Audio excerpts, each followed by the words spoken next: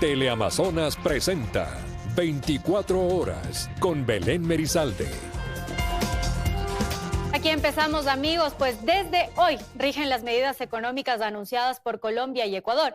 Ambos países anunciaron aranceles y una tasa de seguridad del 30%. Sectores como el farmacéutico, industrial y automotriz serán los más afectados. La relación comercial entre Ecuador y Colombia entra hoy en su momento más tenso. Desde este domingo, nuevos aranceles y una tasa de seguridad del 30% rompen la dinámica habitual de intercambio comercial entre ambos países. Gremios hablan de un posible encarecimiento en los productos, debido, por ejemplo, a que el 60% de las importaciones de Colombia a Ecuador son materias primas e incluso productivas, por lo que la medida no sería sostenible en el tiempo. No es que usted puede reemplazar materias primas de Colombia con materias primas de Marruecos o de Emiratos Árabes. No tienen esas materias primas. Entonces es una visión de corto plazo realmente muy peligrosa. Entonces, insisto que no es sostenible. De hecho, hace una semana Colombia publicó el listado de 23 categorías de productos ecuatorianos a los que se les sumaría un 30% de arancel para que ingresen a su país. Entre ellos encontramos arroz, aceites, azúcares, alcohol etílico, neumáticos y más, productos que en 2025 introdujeron al país unos 275 millones de dólares, por lo que la afectación económica con estas medidas será importante. Y usted tiene un problema porque importa insumos de producción en buena medida. Entonces, efectivamente, Fedexport anunció el impacto que iba a tener y sobre todo la Cámara de Industriales de Pichincha me parece que fue la más directa en hablar incluso de cantidad de empleos. Me parece que dijo 2.000 empleos. Y ahí es donde probablemente las implicaciones más graves pudieran estar. Mientras tanto, desde Ecuador salen a Colombia en su mayoría productos como enlatados de atún y pescado, madera, grasas y aceites vegetales, minerales y metales, camarón, plásticos y más, a los que desde este 1 de febrero se les suma un 30% de la tasa de seguridad anunciada por el primer mandatario ecuatoriano, lo que produciría una disminución en las exportaciones a ese país, opinan expertos. Habrá que ver, como digo yo, los stocks y cómo las cadenas de valor se van adecuando. Pero ¿y qué ocurre con el diálogo entre ambos países anunciado? Según la canciller ecuatoriana, aún no hay acuerdos. Todavía no existe acuerdo y vamos a dejar el tema que decante bajo la discreción que debe tener este tema por ser un tema delicado. Mientras tanto, los próximos días serán claves para entender cómo se moverá el comercio a partir de esta guerra arancelaria. Este lunes, empresarios se reunirán con la Cancillería. En Quito, Brigitte Mancheno, Teleamazonas. Y con la entrada en vigencia del arancel del 30% y la tasa de seguridad, vamos a ir este momento a la frontera entre ambos países para conocer cuál es la situación a esta hora. Ya está con nosotros Jairo Jacome para contarnos. Jairo. Así es, buenas tardes. El último ingreso de las mercancías de importación se registró ayer a partir de las 19:30 y la salida de exportación hasta las 21:30, logrando evacuar la mayor cantidad de mercancías represadas. Cientos de tractomulas arribaron al puente internacional de Rumichaca hasta altas horas de la noche. Los vehículos de carga arribaron al ducto internacional en una carrera contrarreloj. El objetivo de los transportistas era ingresar las mercancías a los depósitos temporales antes de que entraran en vigor las nuevas políticas comerciales este 1 de febrero. Ahora tocaría ver qué es lo que hacen nuestros dirigentes ecuatorianos y colombianos. Solamente por eso ahorita no a trancón, sino que están abasteciendo cada quien su cliente de mercadería. Mientras gran parte de la carga logró nacionalizarse a tiempo, los vehículos que quedaron rezagados deberán asumir el pago del 30% por concepto de las tasas de seguridad. Esta medida es duramente cuestionada por el gremio de transporte pesado, que ve en este cobro una amenaza directa a su operatividad. Colombia mueve gran parte de mercadería acá para el Ecuador y nosotros como frontera nosotros movilizamos bastante carga y nos afecta bastante. La principal preocupación radica en una posible reducción de los fletes, lo que afecta drásticamente a toda la cadena logística vinculada al comercio internacional entre Ecuador y Colombia. Esto no nos perjudica solo a uno, sino a un montón de gente que rueda alrededor de esto, de lo que es transporte pesado. Cientos de estibadores dependen del movimiento en las almaceneras y bodegas de Tulcán. Muchos apenas alcanzan a reunir el salario básico mensual y temen que la reducción del flujo comercial los deje sin sustento. Entonces sí nos preocupa mucho esto porque hay comentarios que de pronto se va a disminuir el trabajo y todo. Entonces sí nos preocupa. A partir del 1 de febrero rigen oficialmente los nuevos aranceles. No obstante, el movimiento se mantiene suspendido debido a que los depósitos temporales aduaneros no laboran los domingos. Pues esperemos a ver qué pasa en la semana. Ojalá no se complique tanto y haya trabajo tanto como para nosotros como para los colegas colombianos. La actividad se retomará este lunes, marcando el inicio de una nueva etapa comercial bajo un clima de preocupación por la balanza comercial bilateral. Luego de una semana intensa por la disputa arancelaria entre Ecuador y Colombia, hoy se vive un domingo de pausa e incertidumbre en la frontera. Continúan en estudios con más. Buenas tardes. Buenas tardes, Jairo. Así es, mañana estaremos pendientes de qué ocurre en este lugar. Y mientras esto pasa, el presidente Daniel Noboa emprende un nuevo viaje oficial, esta vez a Emiratos Árabes Unidos. El mandatario saldrá del país este domingo, según se explica, con el propósito de fortalecer la cooperación bilateral, fomentar alianzas estratégicas y promover acuerdos comerciales que contribuyan al desarrollo económico del Ecuador. El presidente tiene previsto retornar el próximo 5 de febrero. En otros temas, terminó el plazo para la entrega de pruebas de cargo y descargo en el trámite de juicio político en contra del presidente del Consejo de la Judicatura, Mario Godoy. A partir de este lunes, Godoy está habilitado para acudir a defenderse en la Comisión de Fiscalización. El trámite de juicio político en contra del presidente del Consejo de la Judicatura, Mario Godoy, avanza. Este sábado terminó el plazo para que los legisladores de la Revolución Ciudadana, proponentes del juicio, presenten las pruebas de acusación y de su lado Godoy las de descargo. Mientras que este lunes la Comisión de Fiscalización se reunirá para analizar la posible incorporación de prueba nueva solicitada por los correístas. Justamente trascendió durante este fin de semana que el juez anticorrupción Carlos Serrano, quien denunció presiones para fallar a favor del narcotraficante serbio Jezdimir Serdán, entregó nuevos audios a la Fiscalía, en los que se revelarían más presiones para emitir fallos favorables hacia narcotraficantes y perseguir a políticos. El señor Godoy puede participar activamente de las sesiones a partir del día lunes. Para el martes 3 de febrero está contemplada la evacuación de la prueba documental de ambas partes. Desde el miércoles 4 hasta el 10 de febrero se receptará la prueba testimonial. Hasta el 16 de febrero la comisión deberá tener listo el informe no vinculante que recomienda continuar o no con el juicio político en el Pleno de la Asamblea. Pero esa fecha podría extenderse hasta 5 días, pues existe la posibilidad de una prórroga. Una vez que ese documento sea presentado, el presidente del Legislativo, Nils Olsen, tiene 2 días para difundir el informe con los asambleístas y 5 días para convocar al Pleno para la sesión de interpelación en la que se definirá el futuro de Godoy, si continúa en su cargo o si es censurado y destituido. Es decir, que a finales de febrero o máximo la primera semana de marzo, el país conocerá la suerte de Mario Godoy. Belén Merizalde, Teleamazonas. Y entra en vigencia el nuevo Reglamento General en contra del lavado de activos y se crea el Consejo Nacional de Coordinación y Comités Especializados. Analistas aseguran que el reglamento ayuda, pero que se debe depurar a funcionarios judiciales para que el control sea efectivo. Con la publicación del Decreto Ejecutivo 298 se activa la nueva política contra el lavado de activos y financiamiento de delitos en el país. El nuevo reglamento autoriza a la Unidad de Análisis Económico y Financiero, UAFE, a congelar fondos hasta por 72 horas en casos urgentes, es decir, cuando se confirme el delito. Con esto se pretende endurecer las obligaciones de los bancos, cooperativas y sujetos obligados. El nuevo reglamento mantiene la prohibición de transacciones en efectivo desde $10.000, pues el propósito es frenar flujos ilícitos, recuperar activos y alinear al país con los estándares del GAFI. El decreto detalla la creación del Consejo Nacional contra el Lavado de Activos y el Financiamiento de Delitos CONCLAF, organismo que según la UAFE ya aprobó el Plan Nacional de Acción Estratégico 2026-2030. La CONCLAF también direccionará a las entidades claves en comités especializados permanentes y temporales.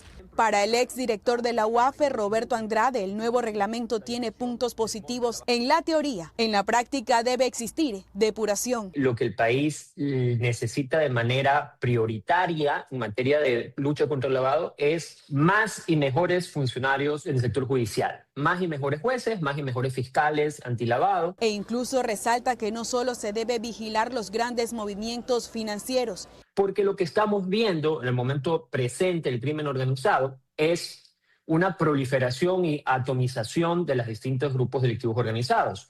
Si antes había pocos grupos que lavaban, ahora tienes muchos grupos pequeños que lavan. El nuevo reglamento adiciona umbrales de reportes diferenciados que evalúan los riesgos en operaciones inusuales o sospechosas.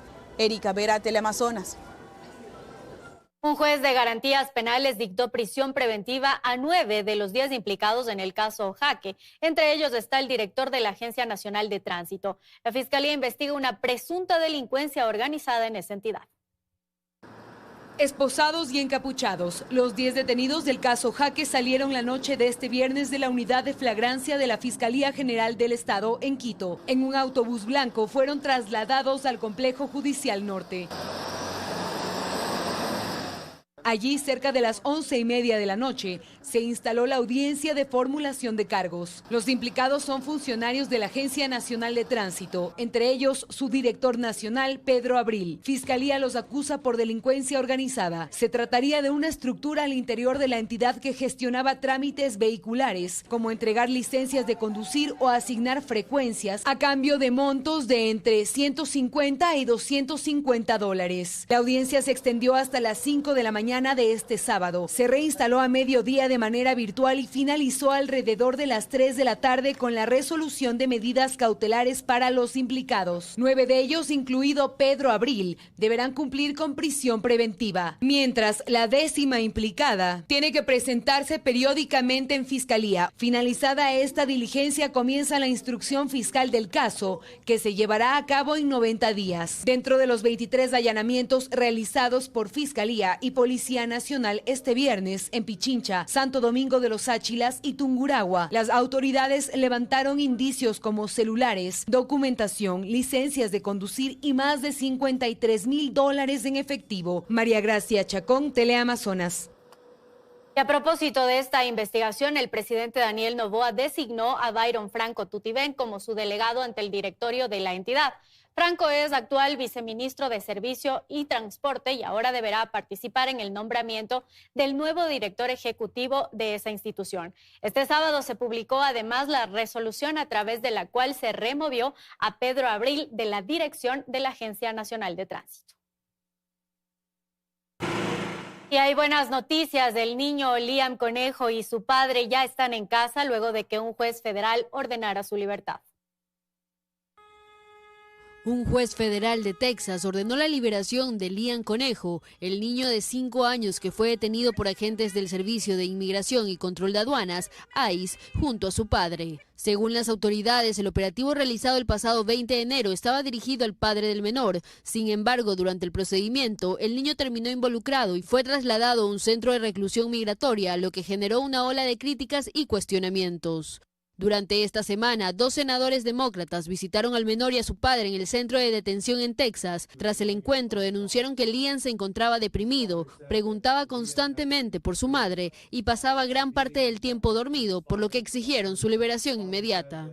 En medio del revuelo público, la madre del pequeño Liam habló con la cadena Telemundo. La mujer, embarazada y con otro hijo, relató cómo ocurrió la detención y aseguró que todo fue una experiencia traumática. Estaba aterrorizada.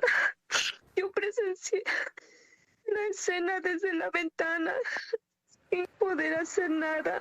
Adrián me pedía una y otra vez que no saliera porque tenía miedo que también me detuvieran. Los agentes notaron mi presencia, sacaron a Liam de nuestro carro, lo llevaron hasta la puerta de mi casa para que yo abriera. Tocaron la puerta y mi hijo Liam me decía, mami, ábreme la puerta. Estaba aterrorizada. Todo parecía un intento de provocarme, como si quisieran que saliera desesperada por mi hijo. La madre explicó que ella y su esposo ingresaron legalmente a Estados Unidos en 2024 a través del programa CBP One, utilizado para ordenar la migración y presentar solicitudes de asilo de forma anticipada. Actualmente, un juzgado federal bloqueó la deportación de Lian y su padre mientras analiza el fondo del caso, decisión que derivó a la orden de liberación emitida este sábado. El caso de Lian Conejo ha reabierto el debate sobre la detención de menores en operativos migratorios y el impacto emocional que estas acciones generan en los niños. Macarena Larrea, Teleamazonas. Y justamente esta mañana se hicieron públicos varios videos que dan cuenta de la liberación de Liam y su padre Adrián. La cadena ABC News siguió el caso y habló con el padre del niño, quien dijo estar feliz de regresar a casa. Mientras tanto, las autoridades ecuatorianas no han emitido ningún pronunciamiento.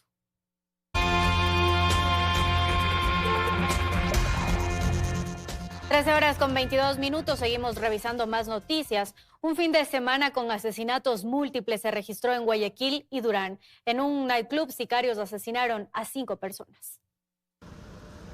Unas 11 personas fueron asesinadas este fin de semana en Guayaquil y Durán. La policía confirmó que son 5 las víctimas del ataque en el nightclub en Durán la noche del viernes. Entre los 5, una de las personas, inclusive era una de las personas que trabajaba en el nightclub, cantaba en el nightclub. Los sicarios ingresaron a este centro de diversión nocturna y dispararon contra los asistentes.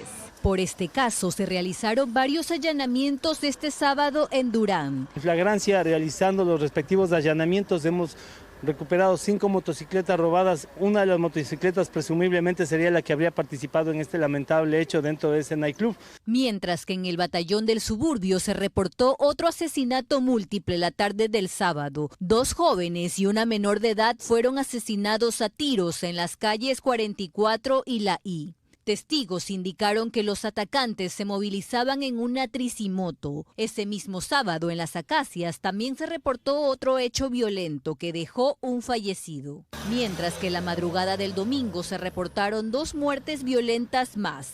La policía confirmó que se trata de una mujer que presentaba varios impactos de bala en el cuerpo. El otro ataque armado fue en la cooperativa Sergio Toral, en el noroeste de Guayaquil. Un joven de 23 años fue asesinado con 2 impactos de bala en la cabeza. Uniformados de la DINASEC realizaron el levantamiento en el hospital Monte Sinaí, donde fue llevado con varias heridas. En exteriores del Laboratorio de Criminalística y Ciencias Forenses, familiares y allegados se acercaron a realizar los trámites este domingo. Yasmín Solís, Teleamazonas. Ataques armados, extorsiones y microtráfico marcaron este fin de semana la provincia del Oro. La Policía Nacional ejecutó operativos en Machala y El Guabo y reforzó los controles fronterizos tras detectar municiones de contrabando provenientes de Perú. 4 personas fallecieron y varias resultaron heridas en un ataque armado registrado la noche del sábado 31 de enero en la ciudadela Brisas del Mar, en Machala. Las víctimas se encontraban reunidas fuera de una vivienda cuando sujetos armados, a bordo de una motocicleta, dispararon de forma directa contra el grupo. Inicialmente se reportaron 2 fallecidos. No llevan a la gente, y le llevan a la gente rápido, los heridos. Sin embargo, 2 de los heridos murieron posteriormente en casas de salud debido a la gravedad de las heridas. Entre los afectados se encuentra un menor de edad de 14 años, quien permanece con pronóstico reservado bajo cuidados médicos. El hecho se suma a una cifra que supera las 80 muertes violentas registradas en la provincia del Oro en lo que va del año. Se logra visualizar que para este evento violento utilizaron una pistola 9 milímetros. Algunos de estos sujetos de las víctimas posiblemente habrían sido consumidores. La policía decomisó 150 municiones ocultas en una camioneta que circulaba por la parroquia El Retiro en Machala. El hallazgo se produjo durante un control vial ejecutado la tarde del viernes 30 de enero. Las municiones de distintos calibres estaban encaletadas bajo el asiento trasero del vehículo y no contaban con ningún tipo de autorización. El conductor, de 42 años, fue aprehendido y trasladado al comando policial para los trámites legales correspondientes. Según información preliminar, el cargamento habría sido ingresado desde el vecino país del Perú. Las autoridades investigan el destino y posible uso del material incautado. El ciudadano, al verificar los datos de la persona, registra 2 antecedentes penales anteriores por diferentes modalidades delictivas. En el cantón El Guabo, la Policía Nacional aprendió a un adulto y aisló a un menor de edad por su presunta vinculación con tráfico ilícito de drogas y extorsión. El operativo se ejecutó tras una alerta ciudadana en un local comercial. Según el reporte policial, los sospechosos habrían exigido $500 al propietario del negocio bajo amenazas. Durante la intervención, intentaron huir, pero fueron interceptados tras una persecución. En el procedimiento se decomisaron más de 100 fundas con una sustancia verdosa, una motocicleta reportada como robada y un teléfono móvil. Las investigaciones continúan para determinar posibles vínculos con estructuras criminales. Una vez realizado el respectivo procedimiento, se logra la aprehensión de un sujeto de 27 años y un menor de edad de 17 años de nacionalidad ecuatoriana. Las autoridades mantienen operativos permanentes en distintos cantones del Oro para reducir los índices de inseguridad y reiteran el llamado a la ciudadanía para denunciar hechos delictivos. Camila Guevara, Teleamazonas. En el cantón Salcedo, provincia de Cotopaxi, el robo de ganado preocupa. 2 vehículos de los presuntos cuatreros fueron incinerados en hechos diferentes.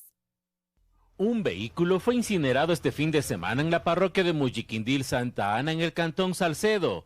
Los habitantes del barrio Los Pinos evitaron el robo de ganado. Un sospechoso fue retenido, mientras que 4 sujetos escaparon del lugar. Sonaron las alarmas y tratamos de ver. Cuando yo llegué, pues ya los compañeros ya prácticamente ya tenían al ladrón en las manos. Un ternero le han metido dentro del automóvil. Pues el señor nos manifiesta de que en esta noche ha hecho como 3 robos. En la Tacunga, en la Tebaida y aquí justamente donde logramos localizar. Esta semana, otro hecho de robo de ganado se registró en la zona occidental del cantón. Hace unos días atrás habíamos visto el accionar de la parroquia hermana de Cusubamba dentro de aquí del cantón Salcedo. Y con buena respuesta, igual resultado de eso, quema de un vehículo, detenidas 2 personas. En el sector rural la inseguridad se ha vuelto crítica. Los moradores temen salir en horas de la noche. El robo de ganado perjudica a los pequeños productores de leche. Bajan por las vías, les asaltan, les roban. Acá una vecina antes puso un negocito así de fritada. Había venido en plena luz del día, le habían ido robando. Así mismo le amenazaron con un cuchillo, se habían robado una vaca, un toro. O sea, y ahora la gente es tan desgraciada, tan sinvergüenza, que ya no se roba uno, se roban 2 o 3 ganados a la vez. La comunidad junto al retenido recorrió quebradas y varios lugares donde habrían escondido el ganado robado. Desde varios sectores de la provincia llegaron personas que han sido afectadas por el robo de ganado. Señores de la Tacunga, de Belisario Quevedo, decían que ayer nomás sacado 5 cabezas de ganado, 2 cabezas de ganado. El robo es incalculable porque prácticamente los ladrones están por todos los lados, ¿no? En Salcedo, Juan Pablo Toro, Teleamazonas.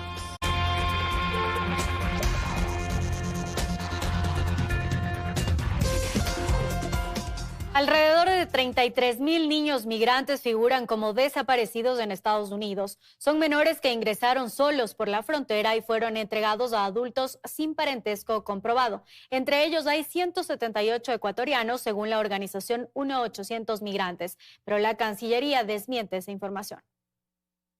Estas imágenes, menores cruzando la frontera solos para llegar a Estados Unidos, generan alarma. Según un informe presentado por la organización 1-800 Migrantes, entre 2015 y 2023, alrededor de 33,000 niños ingresaron a Estados Unidos solos y luego de ello se perdió su rastro, figurando hoy como desaparecidos. Esta lista la encabezan niños guatemaltecos que suman 19,830, seguidos por menores hondureños, salvadoreños y en sexto lugar, ecuatorianos, con 178 víctimas. Sin embargo, la Cancillería ecuatoriana niega estas cifras y a través de este comunicado aclaró que no se han reportado denuncias de menores de edad desaparecidos o cuya ubicación en los Estados Unidos se desconozca. Customer Border and Protection de los Estados Unidos lo detiene por un máximo de 72 horas. Posteriormente tiene que pasar a una casa de albergue y en muchos casos les entregan a familias que no tienen nada que ver con familiares directos del niño, simplemente son familias que acogen a los niños. Estas personas deben retirar a los infantes haciendo un registro. pero el registro es un registro temporal que debe ser actualizado cada determinado tiempo y al no constar en una continuidad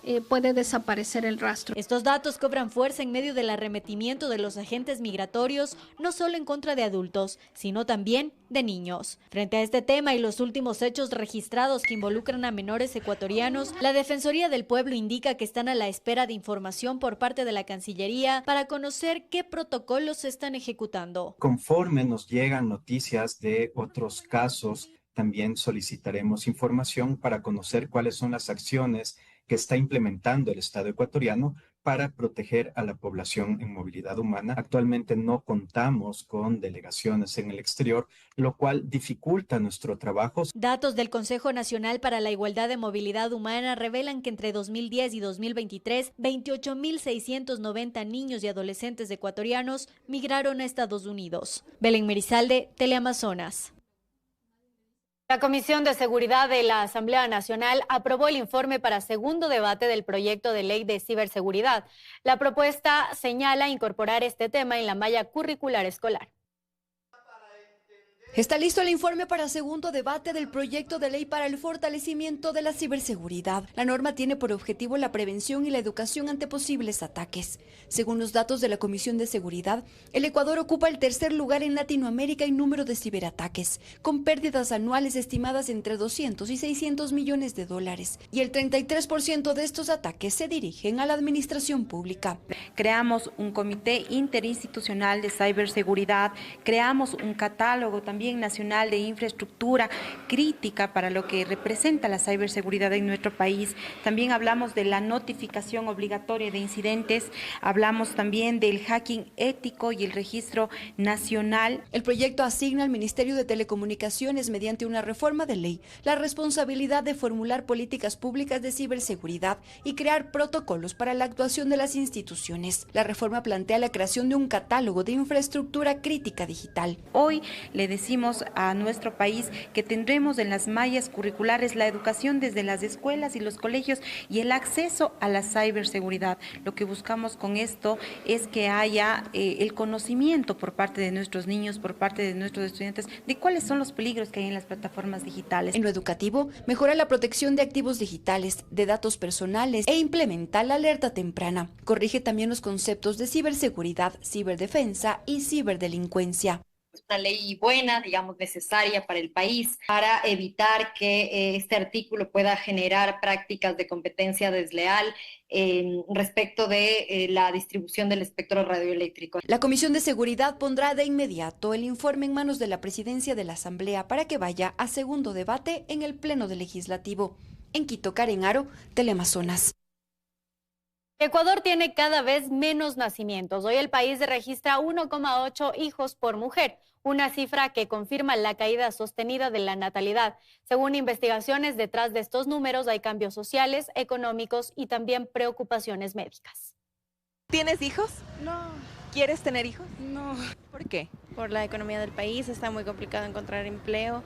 Tener hijos hoy en día ya no es una decisión automática. Cada vez más jóvenes en Ecuador postergan o descartan la maternidad y paternidad. Datos del Instituto Nacional de Estadísticas y Censos evidencian que la natalidad en Ecuador mantiene una tendencia sostenida a la baja, especialmente entre mujeres jóvenes, mientras la edad para tener el primer hijo continúa en aumento. En 1950 nosotros llegábamos aproximadamente a 7 hijos por mujer. Actualmente nos encontramos en 1.8 hijos por mujer. Y es que en 2024 se registraron 215.714 nacimientos vivos, casi 24.000 menos que el año anterior, confirmando así una caída sostenida desde los años 90. Según una experta, la reducción se concentra principalmente en Pichincha, Tungurahua y Galápagos, mientras que en Amazonía la tendencia es distinta, con mayor natalidad. Liderando Morona Santiago con 2.4 hijos por mujer, también Orellana 2.3 y en este caso también Esmeralda 2.2 hijos por mujer. En realidad son zonas en las que tienen la mayor concentración de fecundidad. Para la investigadora Natalia Sierra, la baja natalidad en Ecuador responde a cambios sociales y económicos similares a los de países como Japón o Italia, donde el alto costo de vida, la inestabilidad laboral y los nuevos roles de la mujer han llevado incluso a aplicar incentivos estatales para tener hijos. En América Latina esto llegó a estancarse hace unos 6 años, pero ahora ya tenemos el descenso. ¿Qué provoca esto? Provoca que si nosotros vamos a futuro, transformaciones muy profundas. Una población va envejeciendo, ¿quién reemplaza? Pero desde el campo médico también hay preocupación. Postergar la maternidad tiene implicaciones en la fertilidad, que disminuye con la edad y aunque existen tratamientos de reproducción asistida, estos no siempre garantizan resultados. Hoy en día yo diría que la mayoría de mujeres acuden para consultas prenatales a partir de los 30 a 35 años. A partir de los 35 años hay un notable descenso de la fertilidad. Y es probable que incluso la mujer tenga que ser sometida a tratamiento. Lo cierto es que por ahora los estudios advierten que la baja natalidad continuará y en Ecuador no hay políticas específicas para incentivarla. Ismenia Solórzano, Teleamazonas.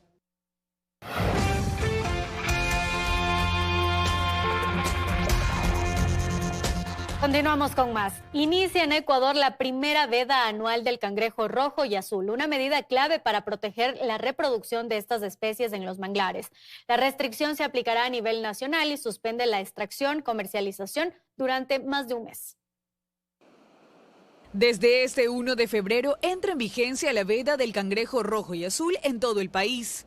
La medida fue dispuesta por el Ministerio de Agricultura, Ganadería y Pesca y se mantendrá hasta el 2 de marzo de 2026. La decisión se adoptó tras una reunión técnica entre autoridades del sector acuícola, científicos y representantes de las comunidades recolectoras. El objetivo es proteger los ciclos naturales de reproducción en los ecosistemas de manglar. El Instituto Público de Investigación de Acuacultura y Pesca respalda la veda con estudios técnicos. Los resultados indican que este periodo coincide con la etapa de reproducción de los cangrejos. Evitar la extracción permite que estos crustáceos completen procesos biológicos clave sin presión humana. Las autoridades destacan que las vedas son herramientas esenciales para el manejo pesquero sostenible. Durante los días previos al inicio de la restricción, la demanda del cangrejo aumentó en distintos puntos del país. Comensales aprovecharon los últimos días de venta antes de la suspensión obligatoria. Es uno de mis platos favoritos. ¿El cangrejo le encanta? Sí. Aprovechando que son los últimos días de... Ya se viene la veda, tú sabes. Que dale duro al cangrejo también. Tenía algún tiempito que no venía, porque vinimos antes de que ya no podamos comer. Hay que esperar por mucho tiempo y hasta que venga el otro vamos a estar con ganas, entonces aprovechamos ya estos últimos días que nos queda para saborear este rico cangrejito que estamos comiendo. Tras la culminación de la veda, el 3 de marzo se reactivará la venta del cangrejo, un marisco altamente consumido en todo el país. Para este 2026 están previstos 2 periodos de veda. El segundo se cumplirá del 1 al 30 de septiembre, cuando el cangrejo azul atraviesa su proceso de cambio de caparazón. Las autoridades hacen un llamado a pescadores, comerciantes y consumidores para respetar las fechas establecidas. Camila Guevara, Teleamazonas.